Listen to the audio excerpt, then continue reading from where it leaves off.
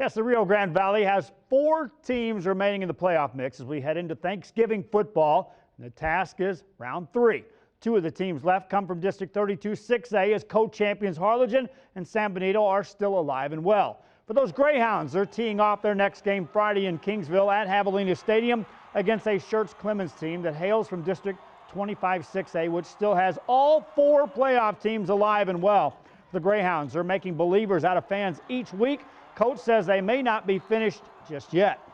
You know, you hit that mark where there's enough film out there and people know what you're doing offensively and they know how to keep the ball away from you, and that's what people try to do.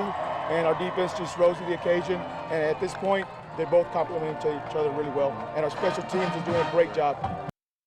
Another Valley team in the mix is in 4 of Edcouch Elsa's Yellowjackets, who won a thriller this past Friday night with a goal line stand on 4th and 1 on the final play of the game. The Jackets' next opponent is unbeaten, #1 in the state, Class 5 Poles Cedar Park. And on a Sunday, the coaches are already breaking down film on this game with an approach that, well, fans around this area know full well.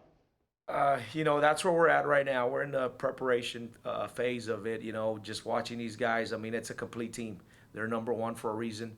But by no means are we going to back down from this challenge.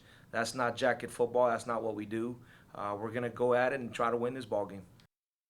Here are the 4 teams in the mix and the times and locations for the games, as it's going to be a busy Friday. Harlingen gets Smithson Valley. They are from that district with 4 teams still alive, and I'm going to get to that in a minute. That's a 7 o'clock Friday night game at Buck Stadium. Friday night, there's also the San Benito game. Also on Friday in Class 5, Vela against Vandergrift, and they have some history with the team still alive as they played Cedar Park in a loss, and then Edcouch Elsa Friday night.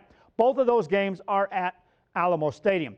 Let's look at the Class 6 foes, and this is crazy. Smithson Valley first. They lost 3 games, all 3 to teams in their district as they fell to Judson, Steele, and Schertz-Clemens. Steele blew them away. The other 2 losses were by a combined 5 points. Schertz-Clemens, same district, and only 2 losses to who? Steele and Judson. Judson, for fun, let's take a look at them. 1 loss to Steele, and Steele, yeah, they're unbeaten. Cedar Park lost in last year's state title game, 38-35. Their last regular season loss, though, was to Vandergrift last season, 39-34, and that was in October.